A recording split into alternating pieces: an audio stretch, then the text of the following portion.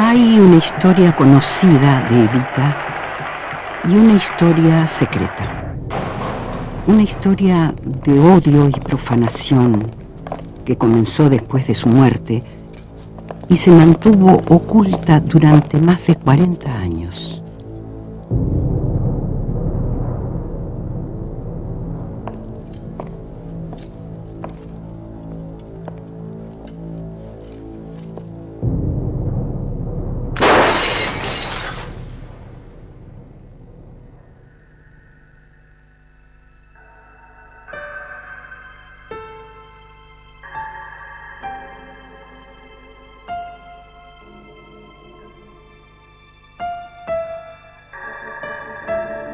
En el cementerio de la Recoleta yacen los dueños de la Argentina, sus descendientes y seguidores, como el general Aramburu, quien hizo desaparecer el cadáver de Evita y lo pagó con su vida.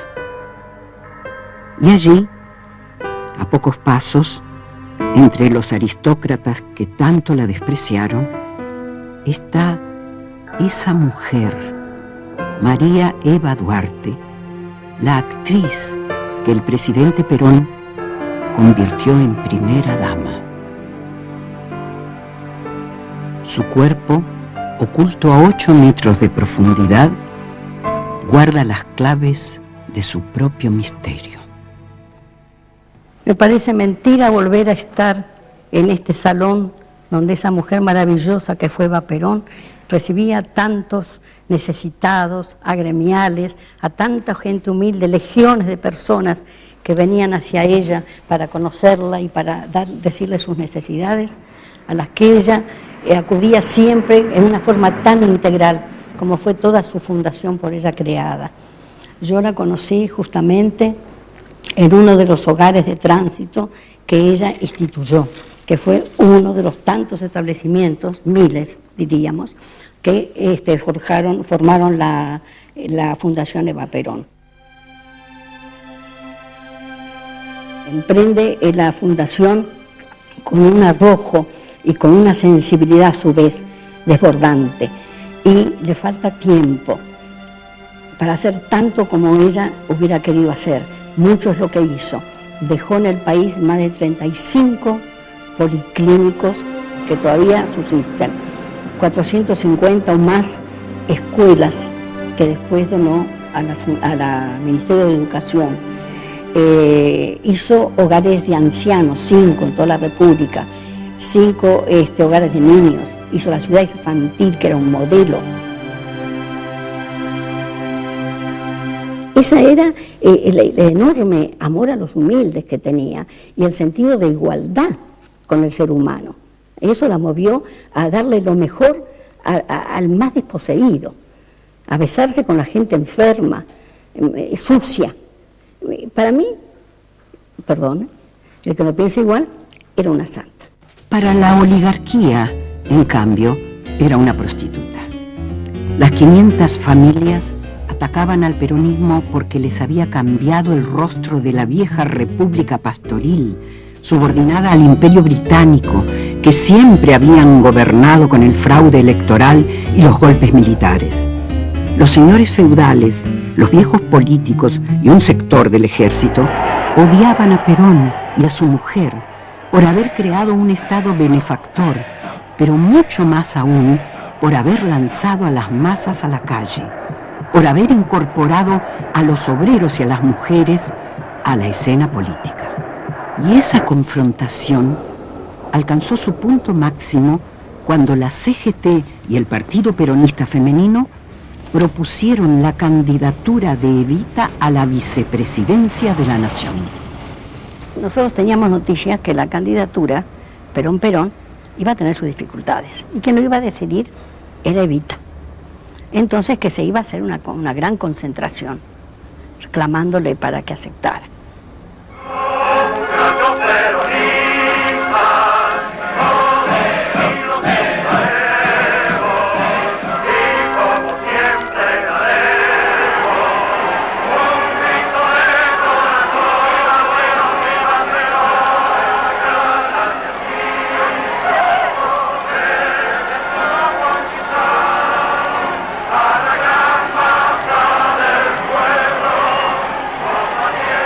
porque eran las mujeres, los hombres, los trabajadores, el pueblo, clamando para que Evita aceptara. Y ella no terminaba de decidirse, que tenía que pensar.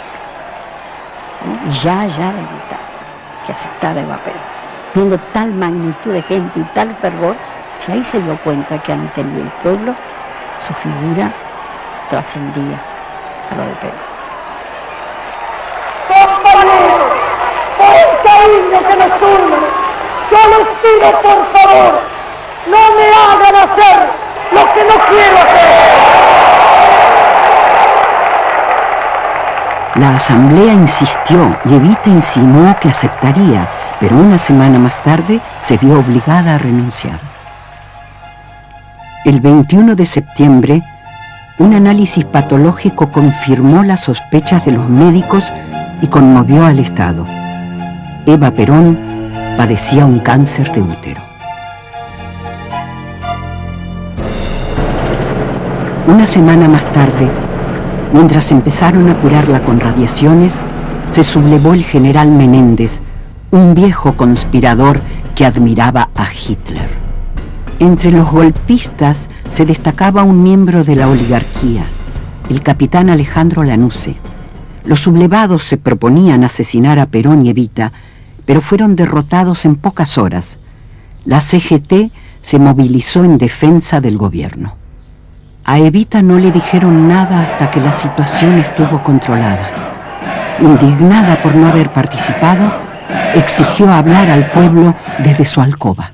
Yo espero estar pronto en la lucha con ustedes, como todos los días de estos años felices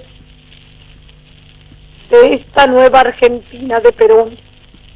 Y por eso les pido que rueguen a Dios para que me devuelva la salud que he perdido. No para mí, sino para Perón y para ustedes, para los cansados.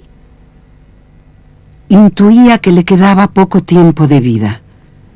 Temía que Perón, sin ella, fuera traicionado por los militares y derrocado por los oligarcas.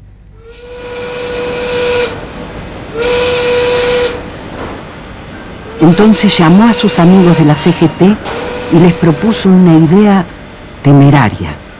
Debían formar milicias obreras. Ella proporcionaría las armas que le había vendido su amigo, el príncipe Bernardo de Holanda. Había ya una primera partida de 5.000 pistolas y 1.500 ametralladoras.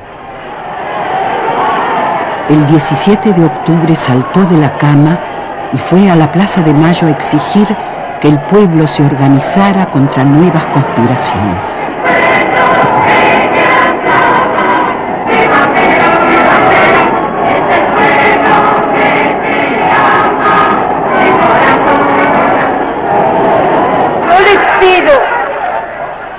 Yo les pido hoy, compañeros, una sola cosa: que juremos todos públicamente defender a Perón y luchar por él hasta la muerte.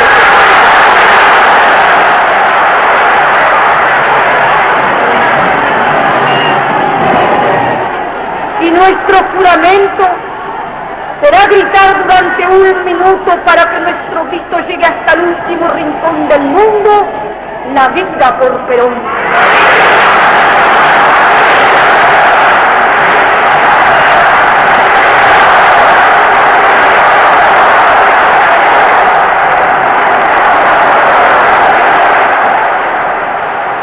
En noviembre la operaron 2 grandes cirujanos, el argentino Ricardo Finocchietto y el norteamericano George Peck. La operación parecía un éxito. Extraordinaria expectación suscita la noticia de la enfermedad que aqueja a la señora Eva Perón. El pueblo se renueva constantemente frente al policlínico Presidente Perón donde se asiste. Pero en los barrios ricos no se rezaba por su salud.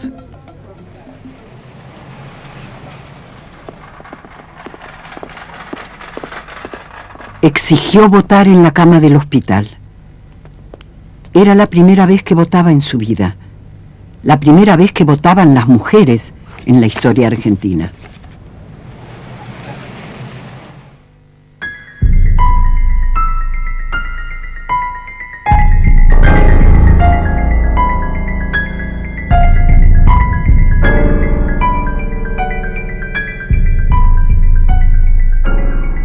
El éxito de la operación se desvaneció muy rápido. En febrero, los médicos la desahuciaron. Moribunda siguió trabajando en su residencia y el 1 de mayo regresó a la plaza. Estaba por cumplir 33 años y pesaba 37 kilos. Pese a su extrema debilidad, pronunció su último discurso, el más violento de su vida.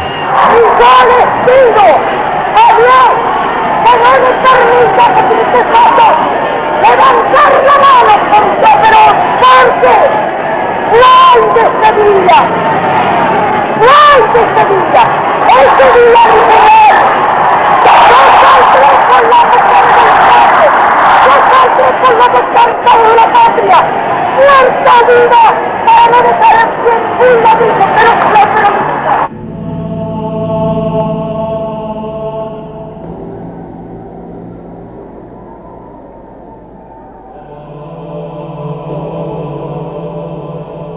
Por ese entonces, alguien le comentó a Perón acerca del doctor Pedro Ara, un profesor español que convertía cadáveres humanos en extraordinarias piezas de anatomía. El presidente quería que Eva fuera embalsamada y mandó un emisario a entrevistarse con el anatomista. Ara ya sabía que lo iban a convocar y lo registró en sus memorias. En junio había rumores de que su muerte era inminente y que me llamarían para conservarla, como una estatua.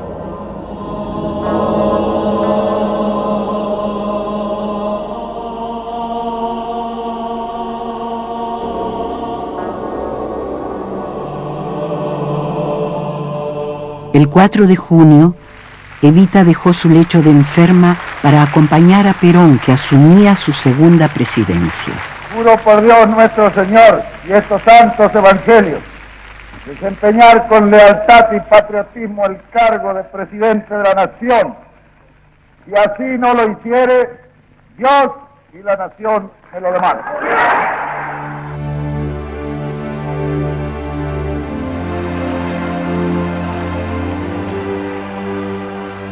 Fue el adiós a esas calles que la vieron llegar de la provincia. Una chica de 14 años con una valija de cartón y las ganas de ser Norma Shearer.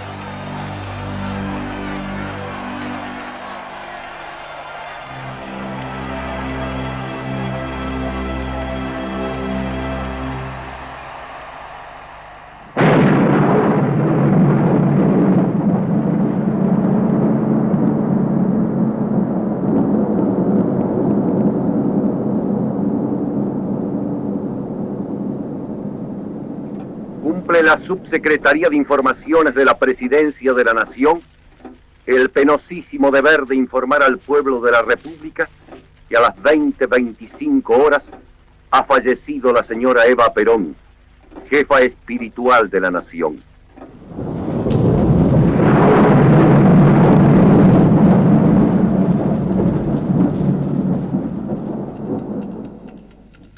El profesor Ara llegó a la residencia pocos minutos más tarde, arregló las condiciones de su contrato y entró a la cámara mortuoria.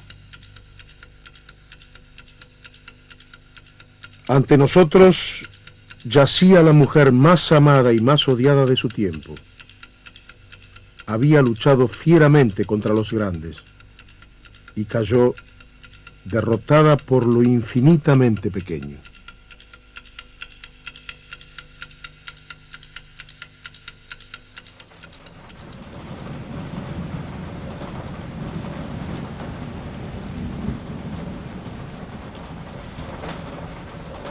Amaneció. El cadáver ya era incorruptible, pero faltaban muchos meses de trabajo para conservarla inmutable. Cuando el doctor Ara concluyó su faena, la manicura Saragatti cumplió la última orden de Evita. Cuando me muera, me sacás este rojo chillón que me han puesto y me pones el transparente de Revlon que mandé comprar ayer.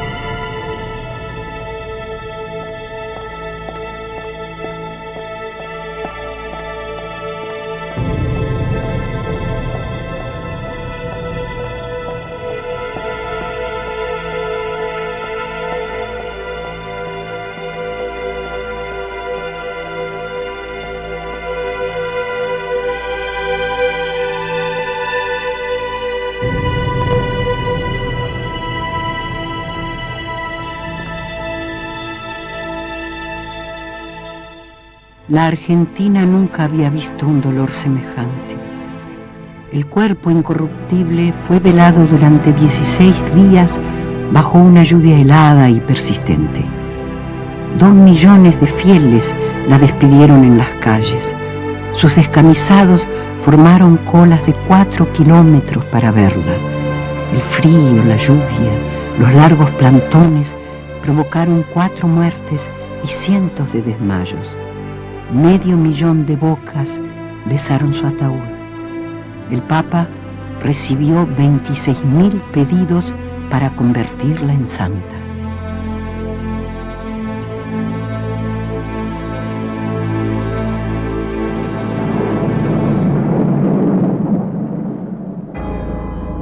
Mientras el mundo entero se asomaba a esos funerales sin parangón en la historia, el doctor Ara libraba una guerra secreta. Algunos personajes abrieron el féretro 2 veces para desempañar el cristal de la tapa, poniendo en peligro la estética de la conservación. Desde ese momento ya no habría paz para el cadáver de Evita. Tuve que armar mi laboratorio en el 2º piso de la CGT. Yo no quería, porque era un centro de lucha social que podía dar lugar a disturbios, pero el presidente no me dio alternativas. Evita debía descansar en la CGT hasta que se construyera el monumento al descamisado, una obra faraónica, 3 veces más alta que la Estatua de la Libertad.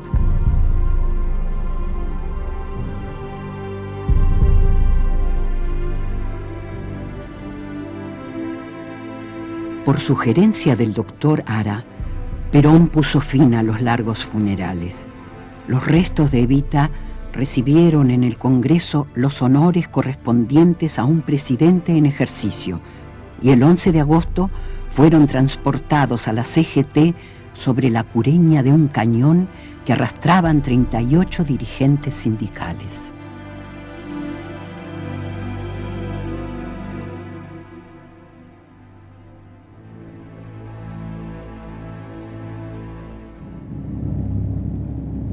Después del responso, el féretro ingresó a un área prohibida. Al día siguiente, el anatomista comenzó la delicada obra que llevó largos meses y costó $100.000. Cada paso fue anotado en su diario. 12 de agosto. Tengo todos los reactivos. Le vendo uno por uno los dedos e impregno el vendaje con la mezcla de tricloretileno. 13 de agosto. Baño con acetato y nitrato. Me aseguro que la cabeza y las manos estén sumergidas. 14 de agosto. Revisión y movimiento del cadáver. 15 de agosto. Descubro el cadáver y le saco las almohadillas de los párpados. 26 de agosto. Al cumplirse el primer mes, hay una marcha de antorchas. Temo un desastre. Una brasa arrastrada por el viento puede encender los reactivos y destruir el cadáver.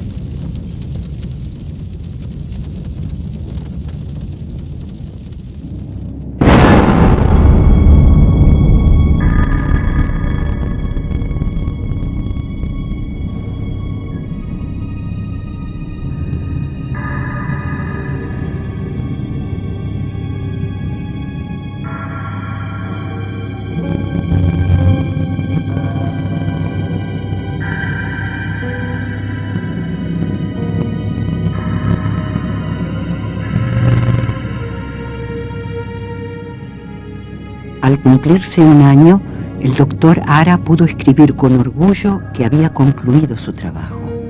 El monumento, en cambio, seguía siendo un proyecto. Durante otros 2 años, el cuerpo permaneció en la CGT al cuidado de su embalsamador. Fuera de esa capilla, donde Evita seguía idéntica a sí misma, el gobierno se descomponía. Para muchos faltaba la llama de la revolución. Crecía el odio entre peronistas y antiperonistas. Asomaba el fantasma de la guerra civil.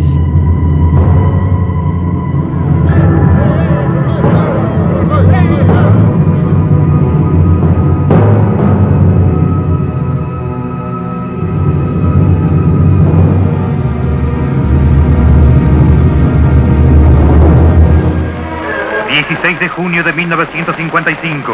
Pasado el mediodía, inesperadamente la silueta de un avión se recorta sobre el cielo.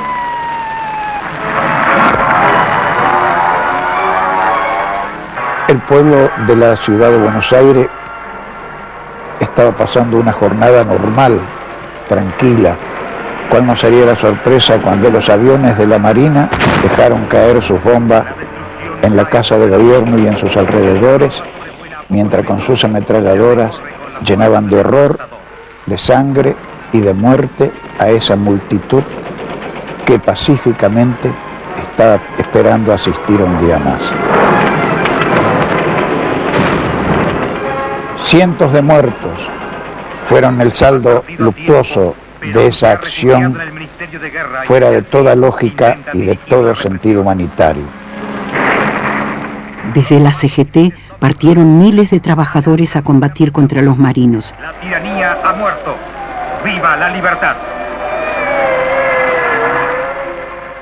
El complot para derrocar y asesinar al presidente fue abortado, pero el gobierno estaba malherido. 2 meses más tarde, el 16 de septiembre, los conspiradores volvieron al ataque.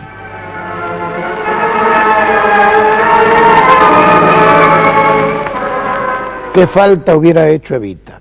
Si Evita hubiera estado, no hubiera habido 16 de septiembre, porque no dudo, conociéndola como la conocía y sabiendo cuál era su pensamiento, que hubiera fusilado sin ninguna misericordia a quienes habían cometido tamaño crimen de lesa patria y de lesa humanidad. En septiembre, el régimen se derrumbó. Mientras los antiperonistas comenzaban a festejar, Ara corrió a la residencia a preguntarle a Perón qué debía hacer con el cadáver. El presidente saliente le mandó decir que esperase su llamado. Esa llamada se demoraría 16 años. Unas horas más tarde, Perón se refugió en un barco de guerra paraguayo y el 2 de octubre de 1955 marchó a un largo exilio. Ante la salida de su yerno, la madre de Evita, desesperada, le rogó al doctor Ara que tomara las precauciones necesarias para poner el cuerpo a resguardo de un posible ataque. Ara sintió que era una carga demasiado pesada para él, pero igual se quedó en la CGT esperando a los nuevos amos del poder. Los golpistas triunfantes no tardaron en preguntarse si eso que estaba en el segundo piso de la CGT era realmente el cadáver de Evita. No sería una muñeca de cera. Para averiguarlo, nombraron una comisión de médicos notables. Los notables le extrajeron un pedazo de tejido de la oreja izquierda para el examen histológico.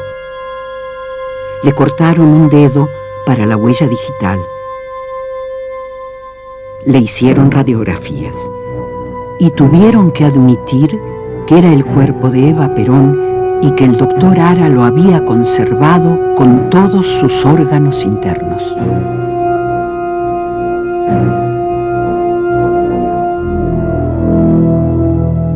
Esa comprobación los llenó de pánico.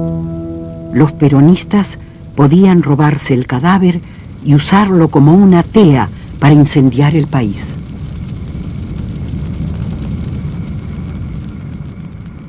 Los enemigos del pueblo en el poder hablaban barbaridades de Eva Perón y por otro lado de que el cadáver sería o incinerado o arrojado al mar por la Marina. La línea más dura de los golpistas asaltó el poder. Los peronistas los llamaron gorilas y el apodo se hizo universal.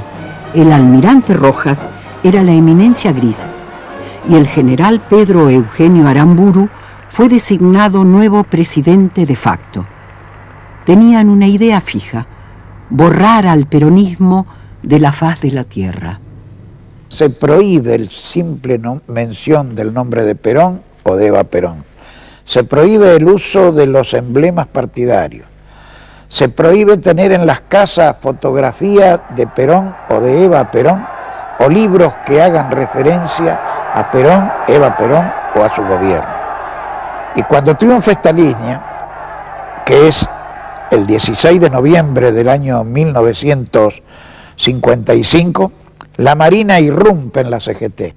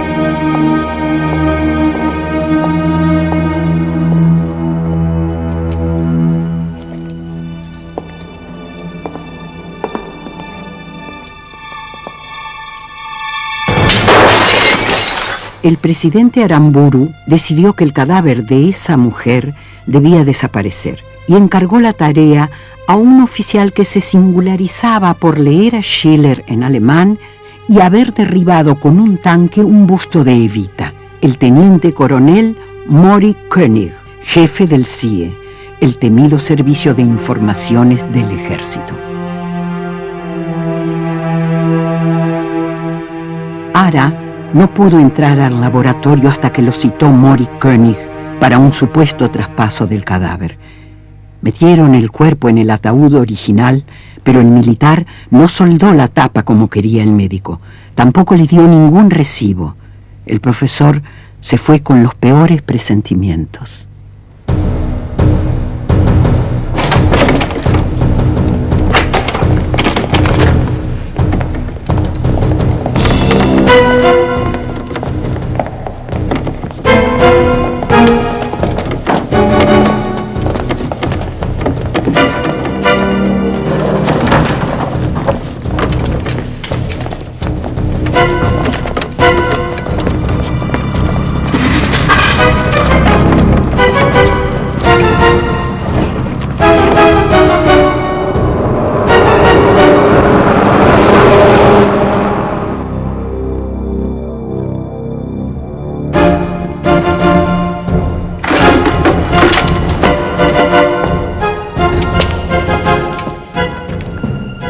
La noche del 22 de diciembre de 1955, los hombres de Mori König secuestraron el cuerpo de Eva Perón para hacerlo desaparecer. Pero pronto descubrieron que alguien los espiaba paso a paso.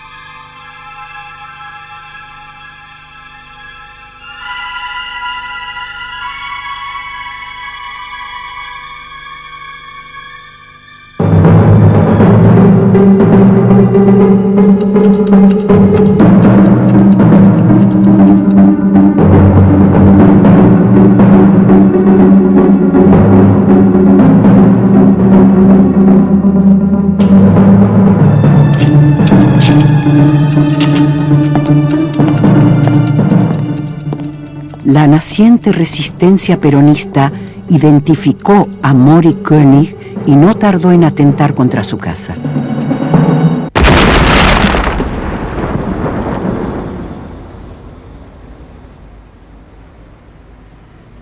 Acosado por la resistencia, el coronel Mori König guardó a esa mujer a pocos metros de su despacho, hasta que el presidente Aramburu, alertado sobre las obsesiones sexuales del coronel con el cadáver de Evita, lo relevó sin dar explicaciones. La tenebrosa historia se ocultó como secreto de Estado.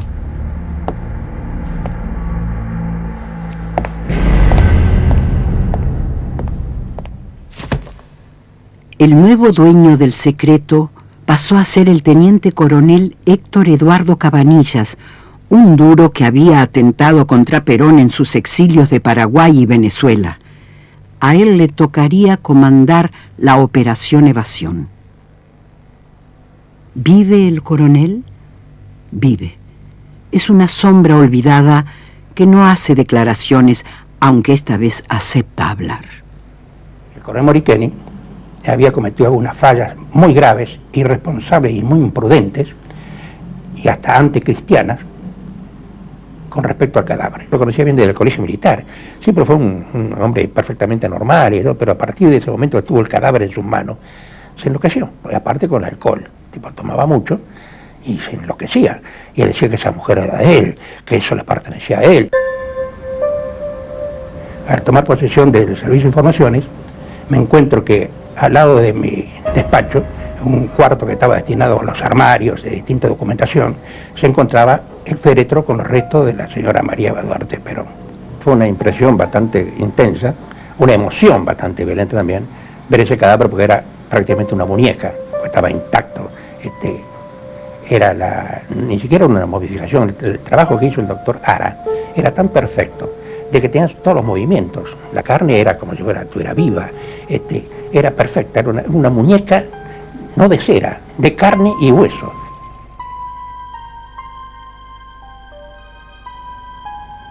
Yo me levantaba muy temprano, pues tenía que dar cuenta al ministro de las actividades, y me encontraba que frente a la puerta donde estaban los restos de esta señora había velas encendidas y flores, lo que era una señal evidente de que ya había gente que conocía perfectamente bien de que el cadáver estaba ahí.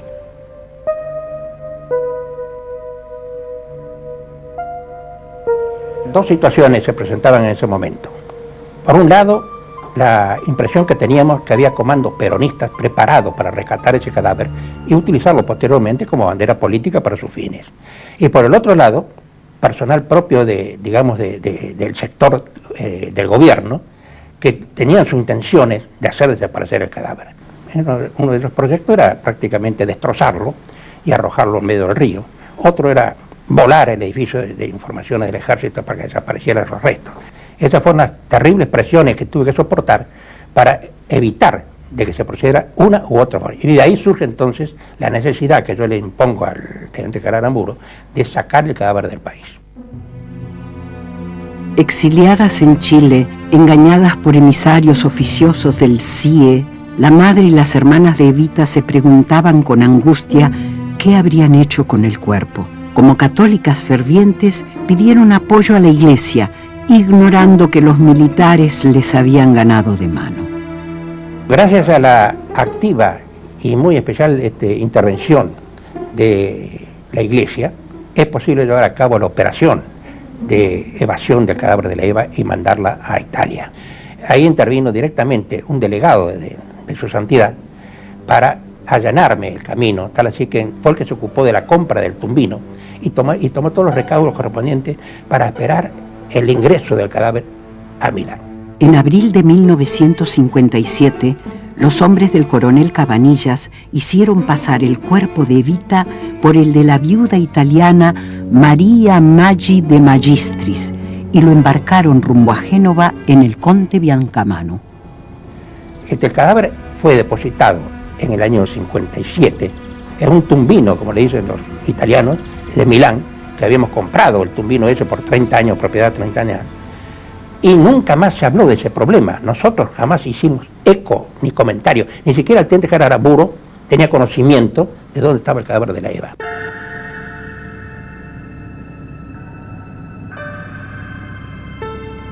El misterio se mantuvo 14 años, con datos reales y leyendas atravesando la tiniebla.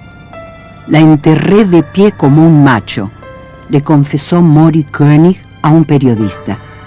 Nunca salió de la Argentina, le dijo alguien a la familia de Evita. Otros escribieron sobre réplicas de cera, ataúdes enviados a distintos países y hasta un entierro en los jardines de la Embajada Argentina en Bonn. Para la Argentina fueron 14 años de soledad, con dictaduras militares fuertes y gobiernos civiles débiles, con la mitad del país proscrito reclamando los derechos perdidos y el cadáver de Eva Perón.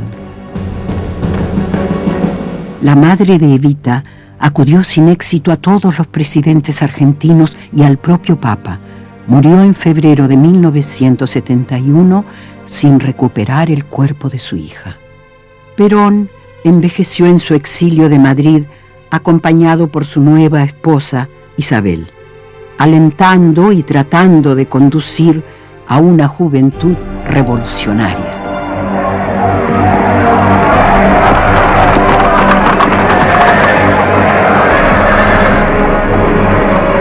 Esa violencia, hermanos, los pueblos, no es violencia, es justicia. En mayo de 1970, jóvenes guerrilleros que eran niños cuando gobernaba Perón secuestraron al general Aramburu y lo acusaron de fusilar peronistas y haber hecho desaparecer el cadáver de nuestra compañera Evita. Aramburu fue condenado y ejecutado. La dictadura militar entró en crisis y surgió un nuevo caudillo del ejército, el general Alejandro Lanusse, aquel oficial aristocrático que conspiraba contra Perón en 1951. Ambicioso y audaz, Lanusse decidió negociar con Perón, ofreciéndole como prueba de buena voluntad la devolución del cadáver. Entonces llamó al coronel Cabanillas y le ordenó volver sobre sus pasos. Tomamos contacto con el padre Angeli, que era prácticamente el personero nombrado por el Vaticano, que fue muy necesaria su intervención, porque iba a hacer una serie de escritos en italiano a la municipalidad misma de Milán, para poder retirar ese cadáver, dando los argumentos de que por qué se sacaba un cadáver de ese cementerio que hacía 15 años estaba sepulto ahí, y para trasladarlo a Madrid. Retiramos el cadáver. Los obreros proceden a abrir el féretro con todos los ejercicios que tienen que hacer para levantar la tapa por la chapa, y cuando levantan la chapa ven eso y se quedan como enloquecidos. Todos se agarraron y que iban disparándose a la puerta para irse. ¡Milagro, milagro, milagro!, gritaba, porque evidentemente el cadáver era una muñeca intacta. Después de 15 años estar un cadáver ahí, ¿cómo era posible que estuviera intacta así? Se le explicó que estaba momificada, que no había ningún problema, y repartimos unas cuantas liras a la gente esta, con eso quedaron más o menos tranquilos. Al día siguiente, el cadáver volvió a peregrinar. en una furgoneta fúnebre atravesó el norte de Italia, Francia y parte de España, donde María Maggi volvió a llamarse Eva Perón. El 3 de septiembre llegó a Madrid y el coronel la llevó esa misma noche a la residencia de Perón en Puerta de Hierro. Tratando de no llegar a las 8:25 en punto, se modificó un poco la hora para no ser a la misma hora en que ella había fallecido. Entro yo, me presento a Perón, le informo de que traía el cadáver de Eva Perón, que a nombre del gobierno argentino se procedería a su devolución. Perón recibió el cadáver y firmó el acta que le presentó el coronel Cabanillas.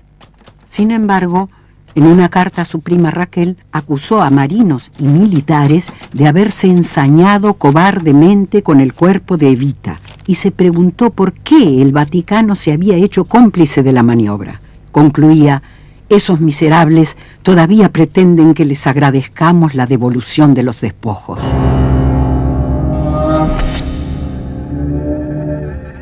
En Buenos Aires hizo filtrar la versión de la profanación, pero solo eran trascendidos. El viejo líder eludió una denuncia formal. El doctor Ara recibió en Madrid el llamado de Perón, que lo convocó a examinar la momia y a dar su veredicto sobre el estado en que la habían devuelto. Y el profesor Ara lo determina y está publicado, las declaraciones que él mismo le hace a Perón en ese momento, diciéndole: el cadáver está incólume, tal cual yo lo dejé en la Confederación General del Trabajo cuando tuve que retirarme por presión del gobierno de la Revolución Libertadora.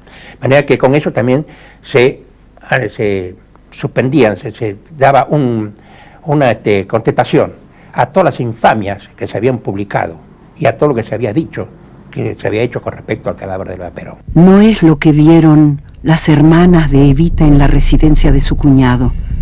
El horror las acompañaría toda su vida. El horror de aquellas fotos que tomó el propio Perón y no mostró nunca, que permanecieron ocultas durante 25 años.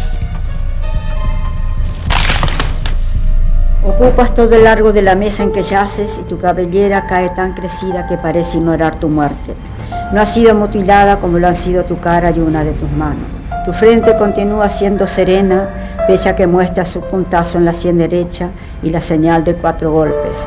Veo un gran tajo en tu mejilla derecha y lo que queda de tu nariz destrozada, casi completamente destrozada. Miro las plantas de tus pies desnudos, cubiertos por una lámina de brea. ¿Qué significado tiene esa capa mineral en las plantas de tus pies? ¿En qué suelo de brea has estado parada, sostenida por tu propia muerte? Perdón por esta infinita herida y por las otras, por el golpe que sesionó uno de tus dedos, por los que muestras en tu frente, por la agresión cuya señal guarda tu mejilla derecha, por mejor no continuar, ya que estoy segura de que a cada golpe, desde el temblor de tu alma, imitación de Cristo, habrás dicho: perdónalos, Señor, que no saben lo que hacen. En septiembre de 1971, el caso Eva Perón parecía definitivamente cerrado. 2 años más tarde, la juventud peronista recogió el nombre de Evita como bandera de guerra. En Madrid, en cambio, el cuerpo mutilado había regresado a la sombra, tapado por Isabel, la heredera, a quien manejaba el brujo José López Rega, un ex cabo de policía aficionado a la astrología y vinculado a la logia mafiosa P2, que celebraba ceremonias secretas con la heredera y el cadáver para transmitirle a Isabel el carisma de Evita. Los militares retrocedieron y Perón pudo volver a la Argentina, sin Evita, que dejó en la Quinta de Madrid, y violentamente enfrentado con esa juventud que había luchado por su retorno. Fue elegido para un tercer periodo y esta vez logró que su mujer fuera vicepresidente, solo que era muy tarde para él. Había llegado gravemente enfermo y murió a los 10 meses de asumir el gobierno. Lo sucedió formalmente su viuda, pero el poder estaba en las manos de López Rega, que mandó asesinar a centenares de activistas.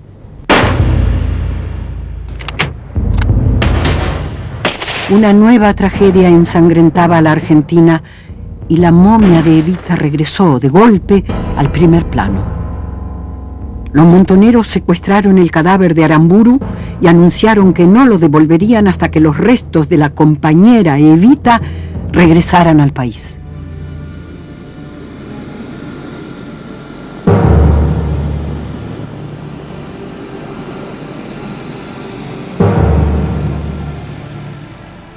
López Rega se vio obligado a traerla de Madrid, vigilada por sus pistoleros, y los montoneros devolvieron el cadáver de Aramburu.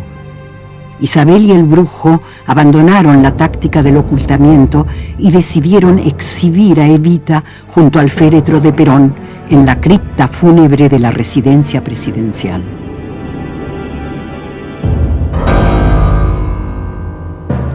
Entonces llamaron a Domingo Telechea, un restaurador de museos, y le ordenaron reparar los daños perpetrados contra el cuerpo.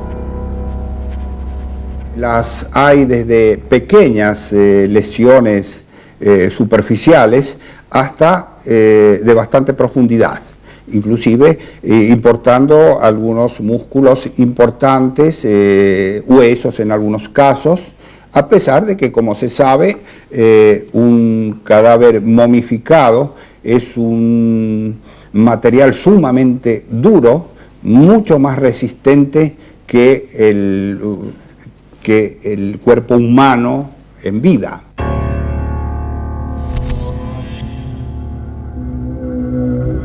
La característica de la rotura de la nariz deja claro que se trata de un golpe manifiestamente fuerte o de una presión no normal, que también quebró parte del cuello.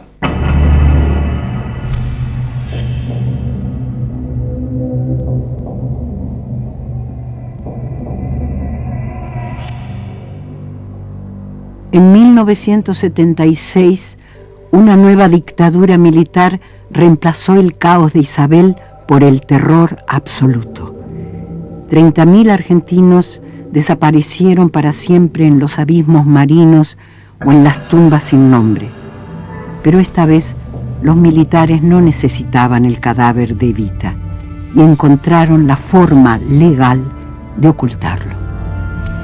Finalmente, después de los agravios a los que fue sometido, del ultraje y del dolor de tantos años de estar sin saber dónde estaba, la Junta Militar decidió en el año 76 entregarla nuevamente a la familia. Y bueno, Eva llegó así, acá, a estar en la bóveda de su familia, acá en La Recoleta, bajo estrictas normas de seguridad que también el gobierno militar exigió y a las cuales cumplimos ordenadamente, por miedo también, miedo a que nuevamente desapareciera.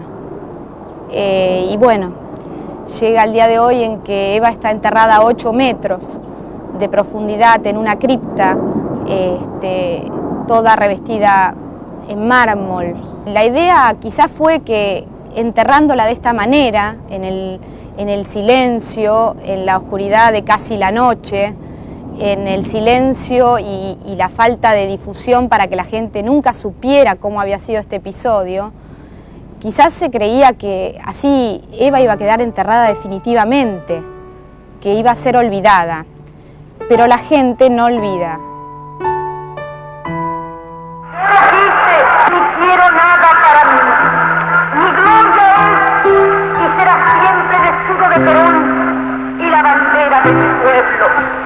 Y aunque dicen el camino